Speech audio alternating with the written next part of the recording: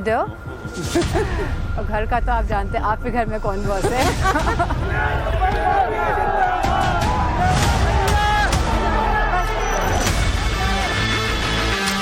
वो पॉलिटिकल दूरियां खत्म हो गई। चाचा उस समय भी चाचा थे, चाचा आज भी चाचा है। अब किसी को भी चिंता करने की जरूरत नहीं कि परिवार है।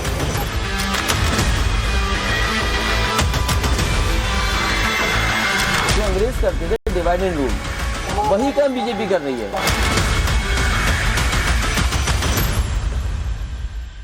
आज मैं सैफई मैनपुरी में मुलायम सिंह यादव जी की समाधि के पास खड़ी हूँ।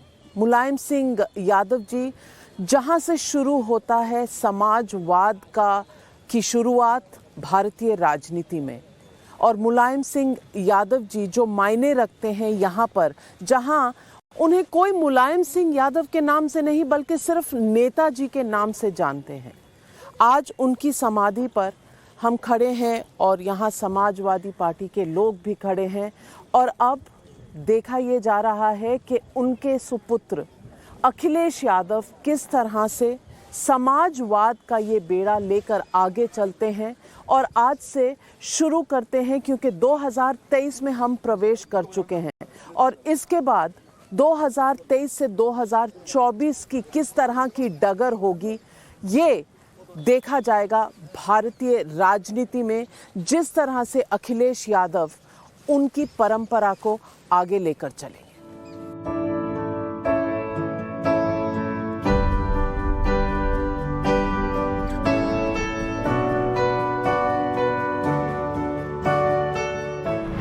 अखिलेश जी नमस्कार and very happy new year.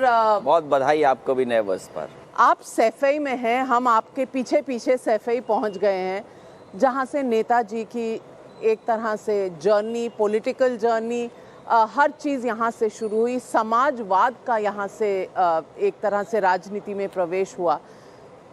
अब नेताजी के बाद ये पूरी लेगेसी आपके हाथ में है, आप इसे कैसे आगे ले जाना चाहते हैं? पूरी टीम को धन्यवाद और बधाई दूंगा। वैसे तो इंटरव्यू कहीं भी हो सकता था स्टूडियो में, लेकिन जहाँ से नेताजी ने शुरुआत की और राजनीति की, ये वही गांव है जिसकी कोई पहचान नहीं थी। इस गांव में आने के लिए भी रास्ते नहीं थे। जो पुराने लोग बताते हैं, रे इतना इलाका था रे का कि कोई भी, एक तो खेती लायक ज़मीन नहीं थी, इस गांव को आने जाने का कोई रास्ता नहीं था, शिक्षा तो बहुत दूर थी, स्वास्थ्य सेवाएं बहुत दूर थी इस गांव के लिए। जो कुछ हम देख रहे हैं और जो कुछ दिखाई दे रहा है, ये सब नेताजी का किया हुआ है। उसी काम को हम लोग आगे बढ़ा रहे हैं। मुझे याद है जिस स्कूल में हम और आप खड़े हैं, एक कोई इंग्लिश की जर्नलिस्ट आई थी और उन्होंने यहाँ के प्राइमरी जो पढ़ाई लिखाई है उसके बारे में एक आर्टिकल लिखा था, और उन्होंने ये लिखा कि मुख्यमंत्री जी उनके गांव में जो प्राइमरी एजुकेशन की हालात क्या हैं। इस स्कूल को बने 5 साल हो चुके हैं। यहाँ कमरे कमरे हुआ करते थे, और आज के समय में जब चीज़ें बदली हैं, शहरों में पढ़ाई दूसरे तरह की हो रही है, तो मेरी कोशिश ये थी कि नेताजी के गांव में वो स्कूल बने जो एक प्राइवेट स्कूल के बराबर दिखाई दे, न केवल इंफ्रास्ट्रक्चर में बल्कि पढ़ाई में भी वैसे ही दिखाई दे, क्लासरूम्स भी वैसे ही हों। तो मेरी कोशिश थी उस समय बनाने की, और हम लोगों ने बना करके तैयार किया। हालांकि बिल्डिंग बन गई, लेकिन जो मैं चाहता था वो कुछ भी नहीं हुआ इसके अंदर। अखिलेश जी, आपने पढ़ाई की बात की, मैं आपसे कहूँगी कि नेताजी को बहुत लोग याद करते हैं। उनकी एक भूमिका रही है सेंट्रल पॉलिटिक्स में, पार्लियामेंट में। देश के वो डिफेंस मिनिस्टर भी रहे थे, और उनका आदर सबने किया है। मैं ये पूछना चाहती हूँ कि समाजवादी पार्टी जिसकी अब धरोहर आप हैं, इसे कैसे लेके जाएंगे? क्योंकि पिछले कुछ सालों में कुछ ऐसे दृश्य देखने को मिले, चाहे वो परिवार था, चाहे वो समाजवादी पार्टी का 2 चुनाव में उसकी लॉस थी। इसको आगे कैसे लेके जाना है? क्योंकि राजनीति में कहा जाता है पीछे मुड़कर आप नहीं देख सकते। हाँ, साथ रहती है लेगेसी, लेकिन आपको आगे का रास्ता खुद तय करना पड़ता है। तो अखिलेश यादव का क्या रास्ता है? क्योंकि हम 2023 में हैं और 2024 दूर नहीं है। नेताजी ने जो कुछ दिया है और जो विरासत में हम लोगों को मिला है, सबसे बड़ी नेताजी ने हम लोग को विरासत में समाजवादी आंदोलन दिया है और किस तरीके से नेताजी संघर्ष लोगों को जोड़ करके और बड़े बड़े देश के नेताओं के साथ काम करके उन्होंने इस समाजवादी पार्टी को बनाया। हमारी जहाँ जिम्मेदारी बड़ी है वहीं संघर्ष इसलिए बढ़ा है कि जो सामने पार्टी है उसका जो परसेंटेज ऑफ वोट उस समय हुआ करता था, आज ये पार्टी अगर हम देखें लोकसभा में तो लोकसभा में बहुत सी ऐसी जगह है जहाँ पर 60% के लगभग इन्हें वोट मिला है, पढ़ने वाला वोट 60% से ऊपर मिला है। हमें ऐसी पार्टी के साथ मुकाबला करना है। इसलिए जो नेताजी का रास्ता रहा है सेकुलर, जो नेताजी ने सोशलिस्ट रास्ता दिया, उस रास्ते पे चल कर के इस देश के लोकतंत्र को और मजबूत करना है। मैं ये कह सकता हूँ कि इस साल की शुरुआत में जब आप आए हैं तो ये साल पूरा संघर्ष का है और हमें पार्टी के लोगों को और नेताजी के साथ ही, और जो लोग ये मानते हैं कि देश सेकुलर है, देश सोशलिस्ट रास्ते पर गुजरे, लोकतंत्र बचे, संविधान बचे, बाबा साहब भीमराव अम्बेडकर जी के सिद्धांतों को बचाएं, उन सबको जोड़ करके मिल करके ही मुकाबला कर पाएं। आपने अभी जो सवाल मैंने पूछा उसमें 3-4 बार सेक्युलर वर्ड यूज किया। आपको लगता है ये सेक्युलर की परिभाषा जो 1991 में शुरू हुई थी वो आज सेक्युलर की परिभाषा बदल चुकी है? क्योंकि ये जो सेक्युलर है बहुत से लोगों का कहना है कि ये पॉलिटिक्स में सबसे अब्यूज्ड वर्ड है, क्योंकि हमेशा कहा जाता था कि भाजपा बीजेपी जो है वो एक कम्युनल पार्टी है, लेकिन देश के लोग शायद ऐसा नहीं मानते, तभी उनको इतने वोट पड़ते हैं हर चुनाव। हमारी पॉलिटिक्स या समाजवादी पार्टी की जो राजनीति रही है, जहां हम सबको जोड़ करके राजनीति करना चाह रहे हैं, भाईचारे की राजनीति करना चाहते हैं, लेकिन जो विपक्षी लोग हैं और खासकर बीजेपी, वो हुनर, वो ताकत या यूँ कहें हम जो कैपेसिटी उनकी है, जो कैपेसिटी उनकी वो हमारी नहीं हो सकती। अगर मैं कोई न्यूज़ चलवाना चाहूँ या कोई नैरेटिव क्रिएट करना चाहूँ, शायद वो मेरी हैसियत नहीं है कि मैं कोई नैरेटिव क्रिएट कर लूँ। ये पावर अगर किसी पर है वो बीजेपी पर है। मैं आपसे पूछ रही हूँ राजनीति में कहीं ना कहीं कास्ट पॉलिटिक्स, और उत्तर प्रदेश बिहार में यहाँ कास्ट पॉलिटिक्स बहुत चलती है। आपकी एक फॉर्मूला हुआ करता था MY। क्या आपको लगता है कहीं ना कहीं थोड़ा सा हिला है, क्योंकि इसकी परिभाषा बदल गई है, जो स्कीमें आती हैं वो सबको जाती हैं? बीजेपी का ये नैरेटिव है और जो हमारे विपक्षी पार्टी है उनका एक नैरेटिव है कि MY हमारे लिए एक पार्टी की स्ट्रेंथ है। मैं स्वीकार करता हूँ कि MY स्ट्रेंथ है, लेकिन जो समाजवादी पार्टी से लोग जुड़े हुए हैं, अक्रॉस द कम्युनिटी हैं, अक्रॉस द कास्ट हैं, हर धर्म हर जाति के लोग हैं इस पार्टी में। आज मान लीजिए जैन समाज के ऊपर संकट आ रहा है, जैन समाज किसी बात को लेकर के विरोध कर रहा है, आज हम जैन समाज के साथ खड़े हैं। तो जहां अन्याय होगा, कहीं किसी को दबाया जाएगा, तो हम उसके साथ खड़े हैं। तो ये पेंट कर देना कि MY, और ये उदाहरण आपका है मैनपुरी का इलेक्शन, और न क्यों हम मैनपुरी का इलेक्शन माने, हम पिछला विधानसभा का चुनाव क्यों नहीं हम देते हैं? वो MY फार्मूले पे नहीं था, वो MY था, दूसरा MY था, महिलाएं और यूथ वाला MY था। प्लस हमने कोशिश की जितने छोटे दल थे उनको साथ ला करके, वो हमें कहा जाता है कि हमें कमज़ोर दिखाने के लिए MY फार्मूला बताया जाता है, लेकिन सच्चाई ये है कि अगर आप 36, 37, 38% वोट पा रहे हैं, इसका मतलब हर जाति का वोट पा रहे हैं। अगर आपने मैनपुरी लोकसभा में नेताजी के ना रहने पर जो मैनपुरी की जनता ने वोट दिया है, हम 64-65% वोट पाए हैं पढ़ने वाला, तो क्या केवल एक धर्म एक जाति का वोट है? मैं अखिलेश जी बड़ी विनम्रता से एक सवाल आपसे पूछना चाहती हूँ। 2017 का चुनाव, 2022 का चुनाव, 2014 का चुनाव, 2019 का चुनाव, ये 4 चुनाव अगर आप देख लें, और अगर बीजेपी को भारी मात्रा में वोट मिले हैं और नरेंद्र मोदी जी इस देश के प्रधानमंत्री बने हैं, तो क्या ये सब कुछ लोगों की वजह से हुआ है, वोटों की वजह से हुआ है, या बीजेपी ने कुछ ऐसा घपला किया है? जो हमारे स्पीचेस हैं, और मैं तो आपसे कहूँगा कि प्रधानमंत्री जी की स्पीच मुख्यमंत्री जी की स्पीच निकलवा लीजिए। मैंने एक दिन की प्रधानमंत्री जी की स्पीच सुनी थी, जिसमें एक दिन में उन्होंने 25 बार घोर परिवारवादी कहा था, लेकिन हमने उसका विरोध नहीं किया। कैसे करेंगे?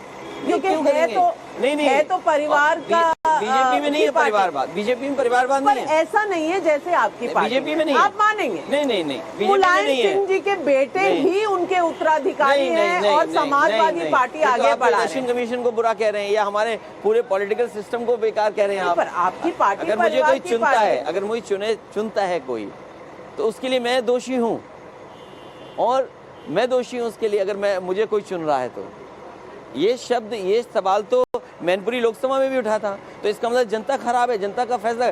जो सवाल आप मुझसे पूछ रहे हैं, जो सवाल का जवाब मुझसे चाहते हैं, उसका जवाब आप खुद नहीं देना चाहते हैं। अखिलेश जी, आप चुनाव जीत सकते हैं, वो जनता आपको वोट देती है, लेकिन पार्टी के चीफ जो आप होते हैं वो परिवार, वो भी नहीं।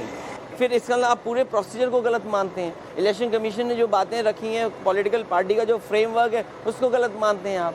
चुना हुआ अध्यक्ष होता है, आप नॉमिनेट नहीं कर सकते किसी को। चुना हुआ अध्यक्ष, आपने बहुत अच्छी बात कही। और पॉलिटिक्स में इस मुद्दे पर आगे भी हम बात करेंगे। बस थोड़ा आगे चलते हैं और देखते हैं सैफई में और क्या क्या बना है।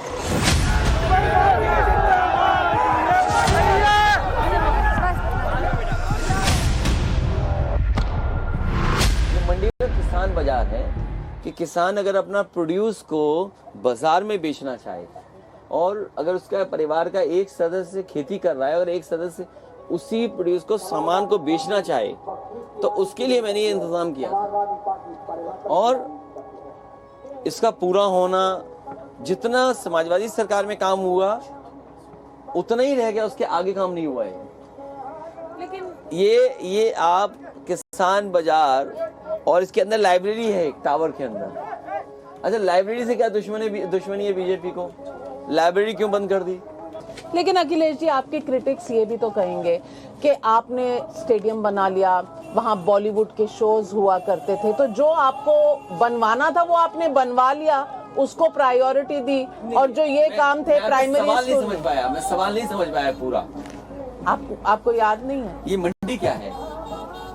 आप ये भी तो मानेंगे कि किसानों का जो एक आंदोलन चला, उसके बाद उत्तर प्रदेश के चुनाव हुए, फिर भी वेस्टर्न उत्तर प्रदेश में, और आप अपना वोट परसेंटेज देख लीजिए, चाहे वो ओबीसीज का देख लीजिए, चाहे जाट्स का देख लीजिए, जाटों में जो वेस्टर्न उत्तर प्रदेश में बहुत इम्पोर्टेंट वोट होता है चुनाव जीतने के लिए, आपका वोट परसेंटेज कम हुआ है। नहीं, आपको किसने बता दिया? मेरे पास यहाँ किसने बता दिया? नहीं, आप कौन से आंकड़े देख रही हैं? आप न्यूज में देखिए। CSDS का है। नहीं, तो वोट हमारा कम नहीं हुआ है वहाँ। जाट्स का वोट। दीदी, ये सर्वे तो किसी के पास नहीं है। आप देखिए, मैं ये सर्वे नहीं मानता हूँ। मैं सर्वे इसलिए नहीं मानता हूँ कि कई सर्वे बीजेपी स्पॉन्सर्ड होते हैं। सब कुछ स्पॉन्सर्ड है। अखिलेश जी, आपने मायावती जी के साथ एक चुनाव लड़ा लोकसभा का, आपने राहुल गांधी के साथ एक स्टेट का चुनाव लड़ा। आपको लगता है कि आगे आने वाले समय में आपको अलायंस पार्टनर्स ये इन्हीं में से चुनने पड़ेंगे, या फ्यूचर क्या होगा अभी मैं नहीं कह सकता हूँ, लेकिन समाजवादी पार्टी अकेले अपने चुनाव की तैयारी कर रही है। जो गठबंधन में है अभी, उन्हीं को साथ लेकर के काम कर रहे हैं हम लोग। लेकिन 2024 का चुनाव, इसमें बहुत लोग हैं, और आपने भी कहा आपकी बहुत लोगों से बातें चल रही हैं, चाहे वो नीतीश कुमार जी हो, ममता जी हो, केसीआर जी हो। आपको कौन लगता है कि 2024 के रनअप में कौन सी पार्टीज इकट्ठी होंगी? और देखिए, ये क्या होगा मुझे नहीं पता। मैं अभी आपको मेडिकल एक 500 सुपर स्पेशलिटी हॉस्पिटल दिखाना चाहता हूँ। मैं ये नहीं दिखाना चाहता कि मेरे गांव में बन रहा था। मैं ये कहना चाहता हूँ कि अगर इन्वेस्टमेंट लेने, बस रोक लेना एक मिनट, बाय रोक लेना है। ये जो कंस्ट्रक्शन कंपनी काम कर रही थी, वो शाहपुर जी पालन जी काम कर रही थी, और टर्न की बेस पे हॉस्पिटल बनना था। उनको सब कुछ बना के देना था, सरकार ने फंड नहीं दिया, काम रुक गया। ये छोटी कंपनी नहीं है जो उत्तर प्रदेश में, मुझे याद है वो ये कह रहे थी कंपनी कंपनी कि हम यूपी में काम नहीं करना चाहते, लेकिन बड़ी मुश्किल से मैं कंपनी को लाया, उनसे काम दिया मैंने कहा गांव का आप अच्छा हॉस्पिटल बनाइए। आप देश की वो क्या क्या नहीं बना रही है, क्योंकि आपने फंड नहीं दिया, और फंड इसलिए नहीं दिया कि सफाई में बनना है, इसलिए नहीं फंड दिया, और उसका रिजल्ट क्या हुआ, वो कंपनी यहां से चली गई। अब आप इन्वेस्टमेंट लेने जा रहे हैं, आप तो कंपनी भगा रहे हैं, आप कंपनियां भगा रहे हो और उम्मीद करते हो आपको इन्वेस्टमेंट मिलेगा। अगर ये कंपनी आपने भगाई है, और मुझे याद है कि पूर्वांचल एक्सप्रेस भी इन्हीं कंपनियों को ठेका मिला। चलो अब चलो। लेकिन अखिलेश जी आपका मैं समझ रही हूँ, मैं बेसिक चीज समझाना चाहता हूँ। योगी आदित्यनाथ जी मुख्यमंत्री हैं उत्तर प्रदेश के, डेवोस जा रहे हैं, इन्वेस्टमेंट इनवाइट कर रहे हैं,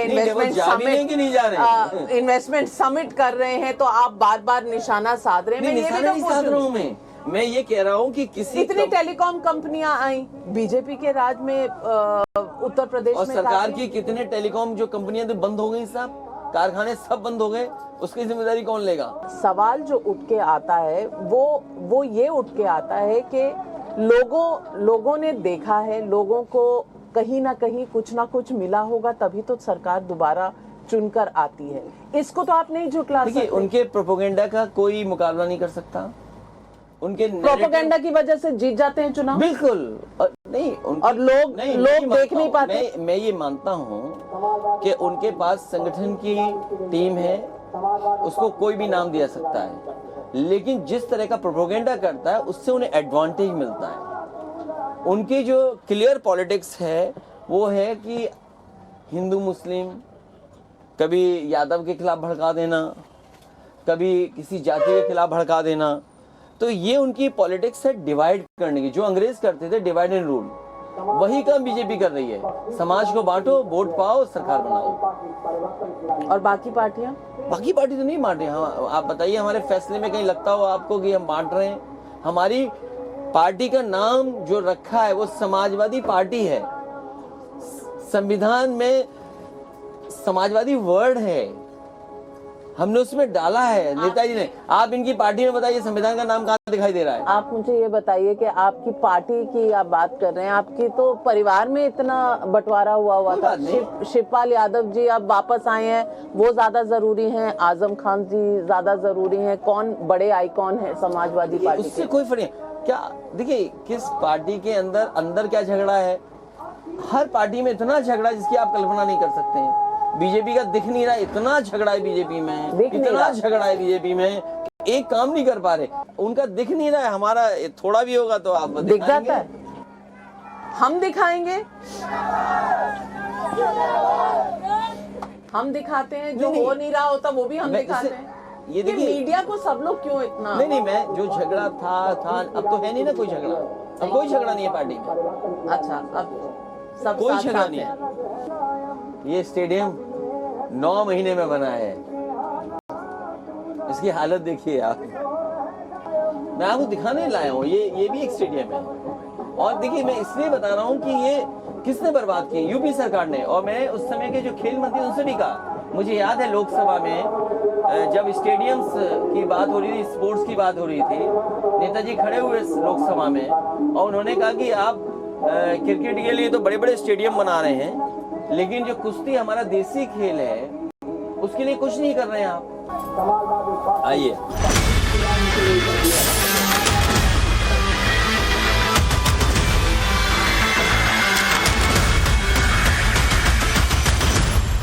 आपने कहा बीजेपी नैरेटिव बहुत अच्छा बनाती है और शायद बाकी पार्टियों के बस में नहीं है।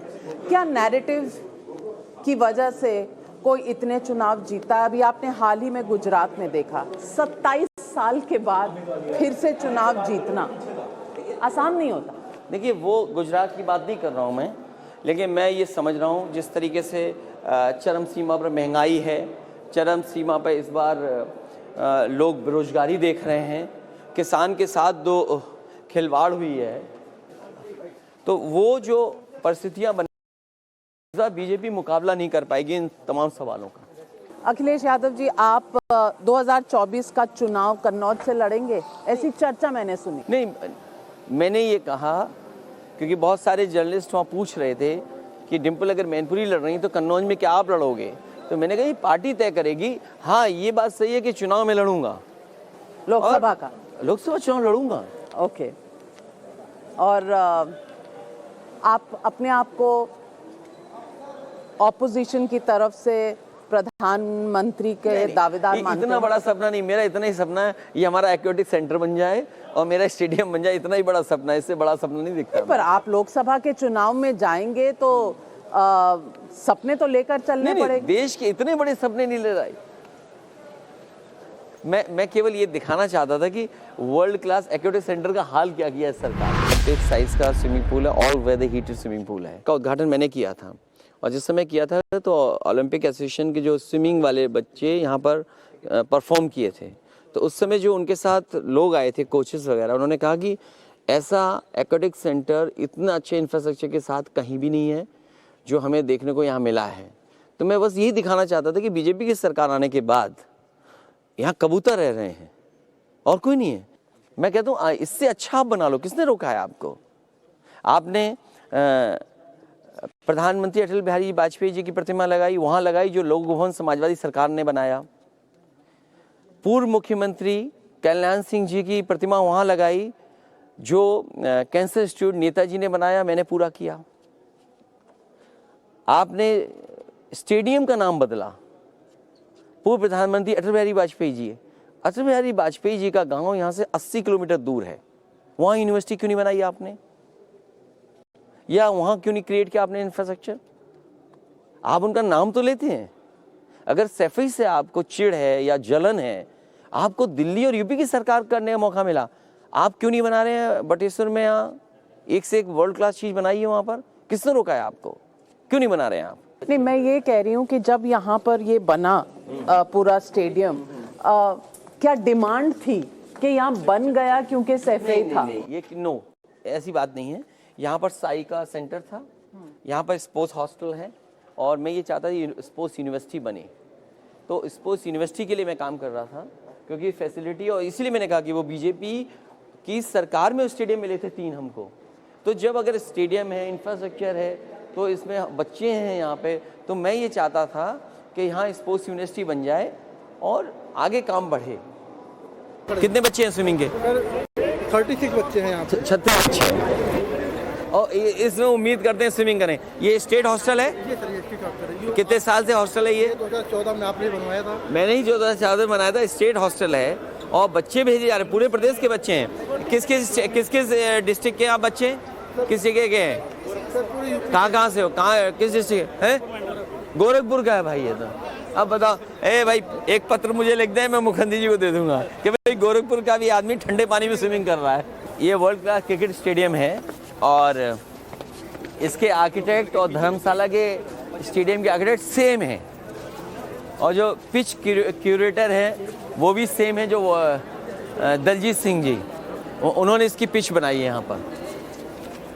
लेकिन जब से सरकार गई है तब से ये स्टेडियम ऐसा ही पड़ा हुआ है।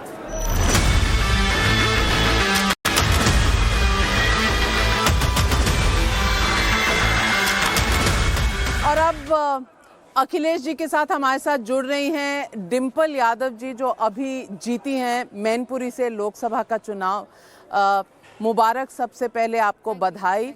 और मैनपुरी हम आए हैं, अखिलेश जी से अभी हम बातचीत यही कर रहे थे, आगे क्या है, आप नेताजी की लेगेसी आगे कैसे लेके चले? नहीं, क्षेत्र ने चुना है मुझे और अब ये मेरी रिस्पॉन्सिबिलिटी है कि जो भी काम है क्षेत्र के होने हैं।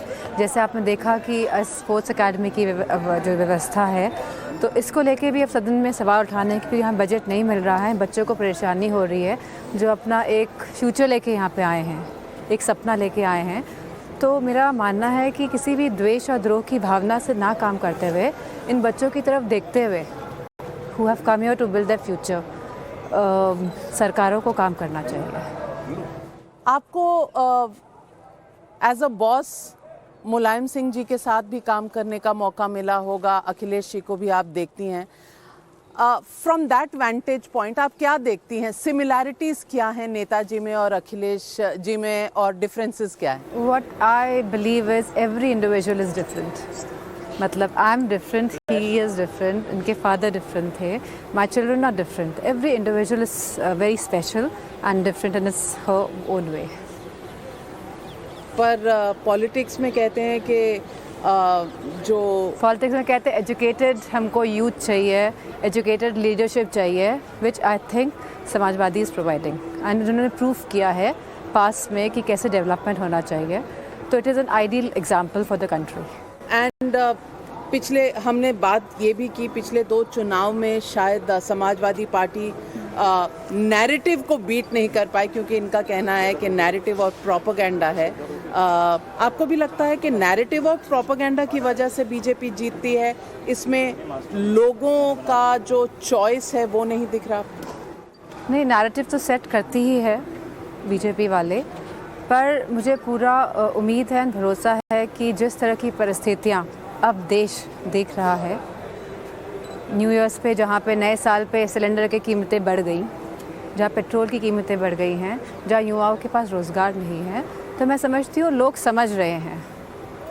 डिम्पल जी, पार्टी में ये आपके बॉस हैं, पार्टी प्रेसिडेंट हैं, घर में कौन बॉस है? He is a leader. और घर का तो आप जानते हैं, आपके घर में कौन बॉस है? अखिलेश जी, कभी डांट पड़ती है? नहीं पड़ती? तो आप घर में भी पार्टी प्रेसिडेंट ही रहते हैं?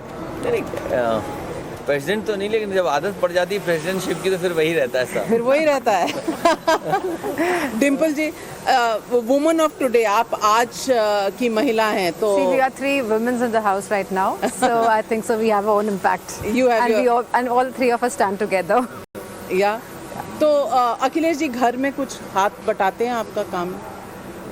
हाथ अखिलेश जी का बस रहे तो सब कुछ खुद कर सकते हैं वो। He's that kind आप of a man. सचमुच खाना वाना बना लेते हैं? बिकॉज मुझे ये लगता है नहीं, कि आदमियों को बाहर के चैलेंजेस बहुत मुश्किल लगते हैं, मुझे लगता है खाना बनाना सबसे बड़ा चैलेंज है। केवल खाना नहीं, क्योंकि ये बात इन्होंने इसलिए कही क्योंकि मैं जब से मैं होश संभाला या जब से मैं पढ़ाई कर रहा हूँ, मैं हॉस्टल में रहा हूँ, और मैं हॉस्टल में रहते आज पॉलिटिक्स में ट्रैवलिंग है, यहाँ रुकना वहाँ रुकना, तो मुझे लगता है कि मैं हॉस्टल में था तब सब कुछ काम खुद ही करता था मैं। बच्चों को ध्यान देते हैं पढ़ाई वढ़ाई में? Do you have conversations with your children? कभी कभी काफ़ी होती है। बच्चों की अक्सर यही होती है कि मुझे कौन से फील्ड में जाना है, क्या करना है, और उसके लिए माँ बाप से लंबी डिबेट्स की ज़रूरत पड़ती है। आप पार्टिसिपेट करते हैं? लेकिन आज के बच्चे मैं समझता हूँ बहुत समझदार हैं, वो जानते हैं कहाँ जाना है उनको। अब आप उनको गाइड कितना कर सकते हैं, अगर आप उनको ऑब्स्ट्रक्शन बनेंगे तो शायद आपको पसंद नहीं करेंगे। तो पेरेंट्स को कम से कम आज के हिसाब से जो बच्चे करना चाहते हैं उसका ख्याल रखना पड़ेगा कि अगर बच्चा ये चाहता है तो और उसका सहयोग करें। अगर आप ऑब्स्टेकल बने, अगर आपने कुछ मना किया तो हो सकता है कि वो शायद उनको पसंद नहीं आएगा। तो यानी कि अखिलेश जी तो बच्चों को कुछ मना नहीं कर रहे, तो अनपॉपुलर पेरेंट कौन है जो मना करता है, जो डिसिप्लिन करता है? नहीं ऐसा सच नहीं, लेकिन मतलब कुछ चीज़ें ऐसी हैं जैसे उनको प्रोफेशनली क्या करना है, क्या पढ़ाई करनी है, क्योंकि वो अपने सर्कल में हैं। जिस ज़माने में हम लोग रहते थे उतना सोशल मीडिया नहीं था, जानकारी नहीं थी। आज बच्चे इतना इक्विप्ड हैं और इतनी जानकारी रखते हैं कि वो डिसाइड कर रहे हैं खुद। तो डिम्पल जी, बच्चों ने कुछ डिसाइड किया है क्या, किस तरफ रुझान ज़्यादा है उनका? अभी तो my Elder daughter, she is in 3rd year of graduation and she has taken international politics. International politics and policy making. And वो further studies I didn't pursue. force Yeah, that was नहीं, a, मैं तो कह रही हूँ आपसे भी आगे निकल जाएंगी इंटरनेशनल पॉलिटिक्स में। and अभी other 2 they are in like class 11th, so अभी lot टाइम of- है हाँ, चूज करने yeah. का। तो अखिलेश जी, राहुल गांधी के बारे में आप क्या कहेंगे? भारत जोड़ो यात्रा, आपको लगता है कांग्रेस कुछ ट्रैक्शन खो रही थी, ये भारत जोड़ो यात्रा से शायद वो ट्रैक्शन वापस लौटेगी? उनकी यात्रा है और मुझे भी इनविटेशन अभी मिला है, क्योंकि उनकी यात्रा से मैं जुड़ा हूँ भावना से। भावनात्मक जुड़ाव तो है कि भारत जोड़ो एक अच्छी यात्रा है, मैं शुभकामनाएं देता हूँ उनको। और भारत की पहचान ही है कि हम सब मिलजुल कर रहते हैं, मिली जुली हमारी संस्कृति है, हम एक दूसरे से जुड़ कर के चलते हैं। लेकिन उसमें शामिल होना नहीं होना, क्योंकि वो पॉलिटिकल पार्टी का एक कार्यक्रम है, तो पॉलिटिकल पार्टी के कार्यक्रम में शामिल नहीं हो सकते। तो आप भावना से जुड़े हैं लेकिन पॉलिटिकली नहीं जुड़े हैं, आप साथ मार्च नहीं करेंगे? नहीं, साथ में मार्च नहीं कर सकता क्योंकि मान लीजिए हमारी पार्टी का अपना चल रहा है कार्यक्रम और जो बच्चे पदयात्रा कर रहे हैं 2000 किलोमीटर चल चुके हैं। कभी न कभी हमारे हर पार्टी के लीडर को शामिल होना है, तो वो भी एक ऐसा आंदोलन चल रहा है जिसमें बीजेपी को हटाने के लिए चल रहा है आंदोलन। तो जगह जगह इस तरह की यात्राएं चल रही हैं जहां पर सबकी ये कोशिश है कि लोगों को जोड़ा जाए, लोगों को बताया जाए कि असल मुद्दे ये हैं। लेकिन भारत क्या टूटा हुआ है जिसे जोड़ने की जरूरत है? भारत, देखिए, भारत सब एक साथ हैं और भारत में हमारी पहचान ही भारत की है कि हम एक दूसरे के साथ खड़े हैं। जाति, धर्म, हम संस्कृति से जुड़े हैं, हम परंपराओं से जुड़े लोग हैं और हमारी देश की हमेशा जो काम करने का तरीका रहा है वो यही है कि मिलजुल करके ही काम किया है। तो अगर वो जोड़ना चाहते हैं और भावनाओं से जोड़ना चाहते हैं तो अच्छी बात है। आपको लगता है कि राहुल गांधी जैसा कमलनाथ जी का एक स्टेटमेंट आया है कि वो प्राइम मिनिस्टीरियल कैंडिडेट हैं, दावेदार हैं, और देखा जाए तो नेशनल पार्टी के रूप में कांग्रेस पार्टी ही है पूरे देश में बीजेपी के मुकाबले में, अगर नेशनल पार्टी के तौर पर देखा जाए? ये समय बदल गया है और समय इसलिए बदला है, आरजी हैं, तेजस्वी हैं, यूपी में समाजवादी पार्टी है, उड़ीसा में दूसरी पार्टी है, तो रीजनल पार्टीज की भी अपनी एक ताकत है और रीजनल पार्टीज की एक संख्या है। नहीं, संख्या है तो क्या ये पार्टियां इकट्ठी आएंगी? क्योंकि नेशनल फुटप्रिंट, आप अपने अपने राज्य में जरूर एक फोर्स हैं, लेकिन अगर पैन इंडिया आपको बीजेपी को चुनौती देनी है तो क्या सबका साथ आना जरूरी है? बीजेपी तो यही स्टेट जितने भी हैं ये सब हरा दिए, अगर बीजेपी को अच्छी तरह हरा दिए तो बीजेपी नेशनल पार्टी कहाँ बची?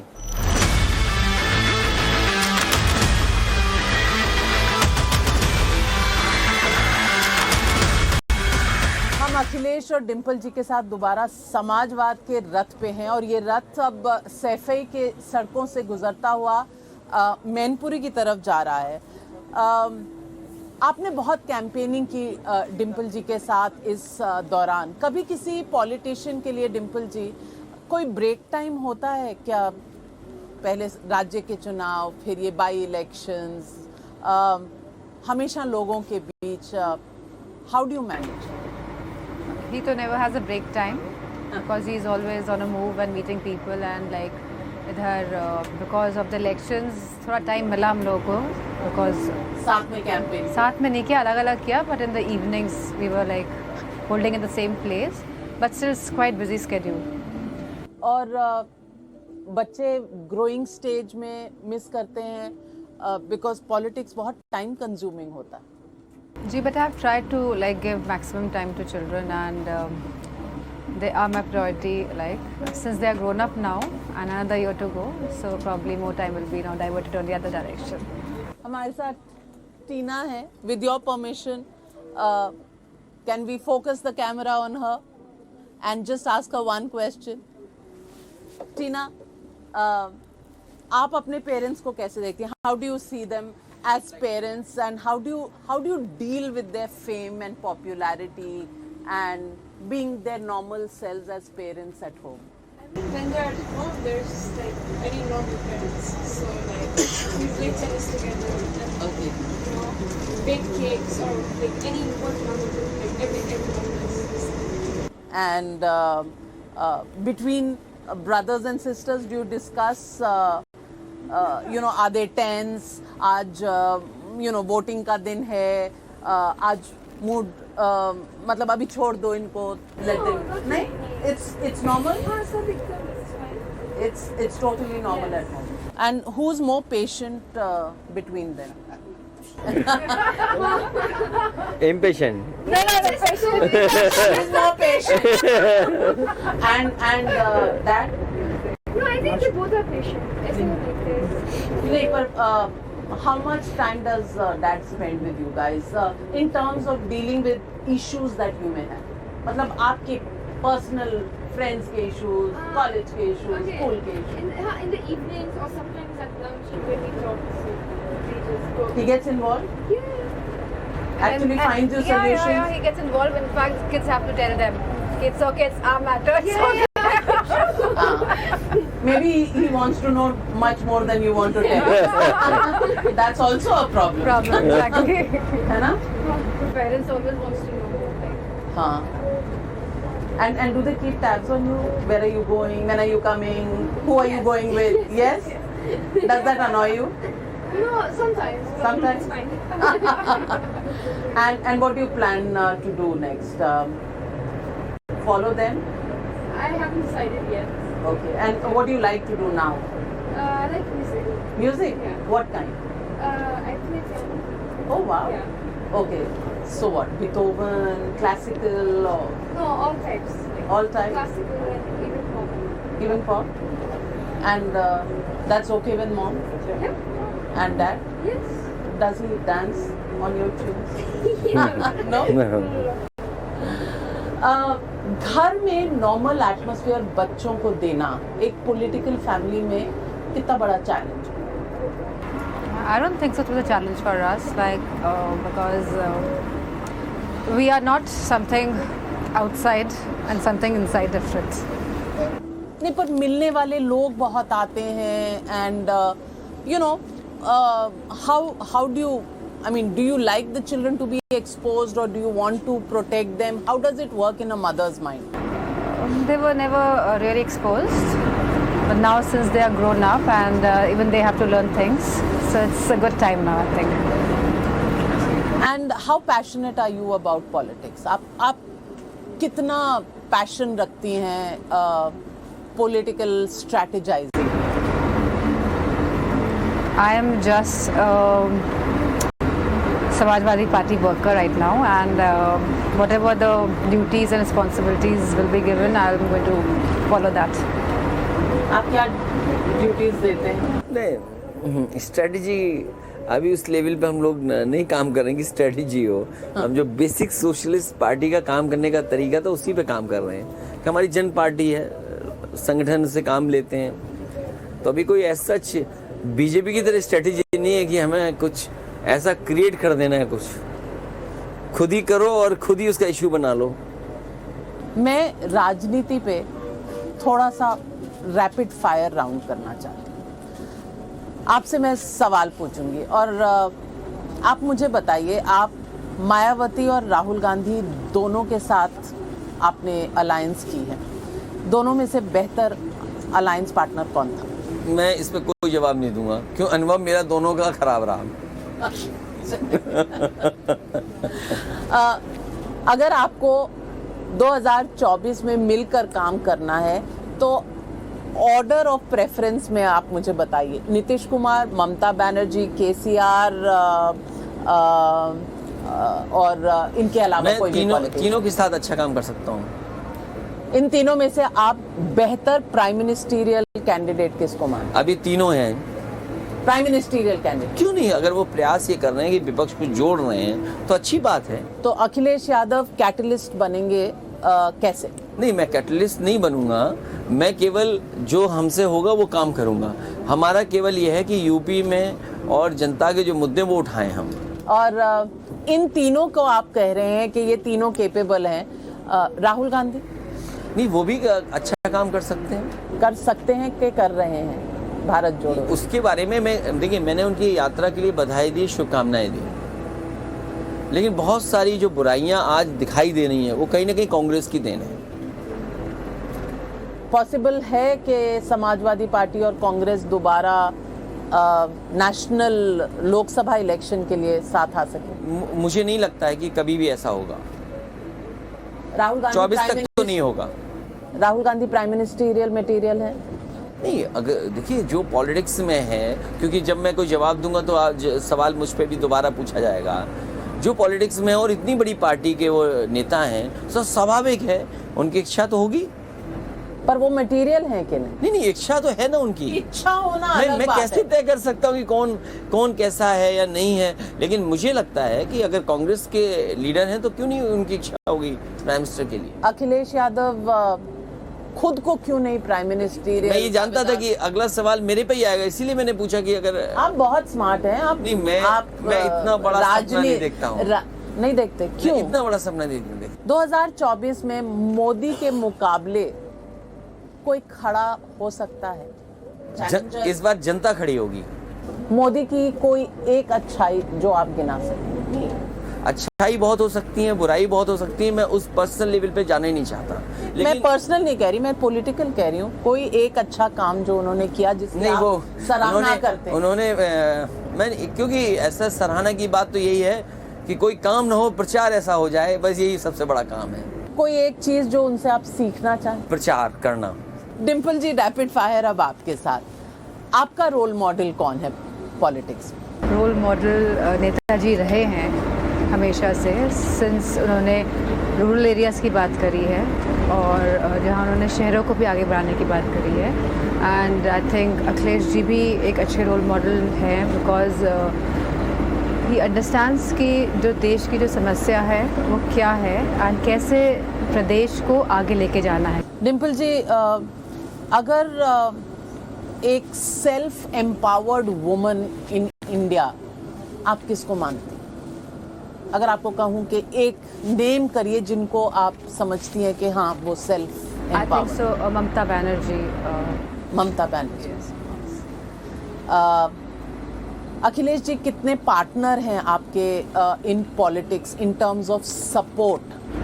नहीं, he supports a lot, I think a lot. Is he overbearing as a husband? No, not really. Not really. You're being...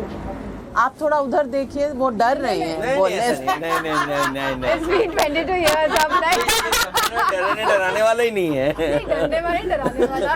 ये जमाना ही बदल गया है। ये जमाना नहीं है डरने डराने का। घर में उन्होंने कहा कि दोनों बेटियों की और उनकी ज़्यादा चलती है, तो आप माइनॉरिटी में जब आ जाते हैं तो आप क्या पैंतरे इस्तेमाल? नहीं, वो स्टेज कभी आई थी नहीं और ऐसा है ही नहीं घर में। ऐसा तो नहीं होता, हर घर में होता है। नहीं, होता ही नहीं है। अच्छा, लड़ाई होती है आपस में? नहीं होती। ऐसे कैसे हो सकता है? सब कुछ, सारा गुस्सा आप बीजेपी पे निकाल देते हैं कि कुछ बचता नहीं है। नहीं, कोई लड़ाई नहीं होती। कोई लड़ाई नहीं, कोई लड़ाई। ये रूठती भी नहीं है आपसे? कोई मनाता? ये जमाना रूठाने वाला है ही नहीं। ये जमाना ही दूसरा आ गया है। आई डोंट, ऐसा होता है कि स्पाउसेस में लड़ाई ना हो? नहीं होती है, ऑफ कोर्स। तो फिर ये सही नहीं कह रहे थे क्या? ये सही नहीं, संविधान के हिसाब से आपने सही नहीं कहा। नहीं, ऐसा कोई लड़ाई नहीं होती। नहीं लड़ाई। अच्छा, आदमियों को शायद नहीं लगती है कि ये लड़ाई है, उनको लगता है ये भी नॉर्मल ही है। Normal, everything is normal. Mainpuri की सड़कें अपनी सांसद को देख रही हैं और अखिलेश जी, ये भीड़ अपने आप आई है नहीं, या ये लोग आपके आने का संदेशा पहले पहुंच जाता है? ये लोग अपने आप आए और कोई मतलब हमारे बुलाने से नहीं आया। अगर हमारा बुलाया गया होता तो हो सकता था रेड कैप सर पे होती लोगों की। लोग अपने आप आए हैं। तो और ये अखिलेश, बाजार बड़ा है तो, और देखिए जीत जो हुई है वो 3 लाख वोट के लगभग है। आप 64% से ज़्यादा वोट मिला है आपको और नेताजी का क्षेत्र रहा है, इसलिए ये लोग सब नेताजी और समाजवादी पार्टी से पहले से जुड़े लोग हैं और कोई यहाँ कास्ट कुछ ऐसा नहीं कि कोई नहीं जुड़ा है। हर वर्ग के लोग नेताजी के साथ जुड़े हुए लोग। डिम्पल जी, फैमिली में कुछ बातें इस तरह से हुई थी पिछले कुछ सालों में कि समाजवादी पार्टी और नेताजी का परिवार कुछ बिखरा सा था। आपने क्या किया ऐसा? शिवपाल जी वापस आए, कुछ मैसेज वो भी गया कि ये लेगेसी जो है नेताजी की, उसमें परिवार सारा इकट्ठा है? नहीं, परिवार तो चाह रहे थे, सभी तरफ के लोग सब चाह रहे थे कि साथ आएं। तो मेरा मानना है कि सिचुएशन ऐसी बनी। कैसे बनी? ऐसी बनी, वह कृपा है परमात्मा की। सिचुएशन ऐसी बनी कि इतने कॉम्पैक्ट तरीके से अब साथ आए हैं और आप देखेंगे कि आने वाले चुनाव में भी इसका बहुत अच्छा सब साथ रहेंगे। The past is past. कई बार कहते हैं कि जब डोर में गांठें पड़ जाती हैं तो गांठें उसको हटाना आसान नहीं होता। ऐसा लगता है आपको अखिलेश जी, गांठें पड़ती हैं जब? देखिए, चाचा पहले भी थे, चाचा आज भी हैं, और जो पॉलिटिकल जो कुछ दूरियां थीं वो पॉलिटिकल दूरियां ख़त्म हो गई। चाचा उस समय भी चाचा थे, चाचा आज भी चाचा है। डिम्पल जी, परिवार को संजोने में इनकी भूमिका ज़्यादा थी या आपकी? मैंने आपको पहले भी बोला, let me very clear, situation जो आई एंड जिसकी वजह से पूरा परिवार एक हो गया एंड अब किसी को भी चिंता करने की ज़रूरत नहीं क्योंकि परिवार एक है।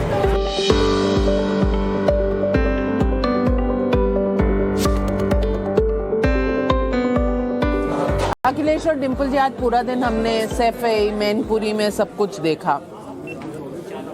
अगली जो रणनीति क्या रहेगी, क्योंकि 2024 आ रहा है, आप देश में जो परिस्थितियां हैं और आगे की राजनीति को किस तरह देखते हैं? देखिए, लोगों के मुद्दे और जो लोग चाहते हैं, अगर हम ये बात कहने में कामयाब हो गए तो परिवर्तन होगा, क्योंकि कम से कम हम वो बातें कहनी चाहिए जो जनता को पसंद है, और अगर हम जनता की पसंद वाली बात कहेंगे तो जनता का समर्थन मिलेगा। जो बुनियादी सवाल हैं वो एज इट इज़ हैं। चरम सीमा पर महंगाई है, चरम सीमा पर बेरोज़गारी है, किसान को जो सहूलियत जो मदद मिलनी चाहिए थी वो नहीं मिल पा रही, उसकी पैदावार की कीमत नहीं मिल पा रही, और सबसे बड़ा सवाल है कि बीजेपी ने ये कहा कि 2022 तक किसानों की आय दोगुनी हो जाएगी।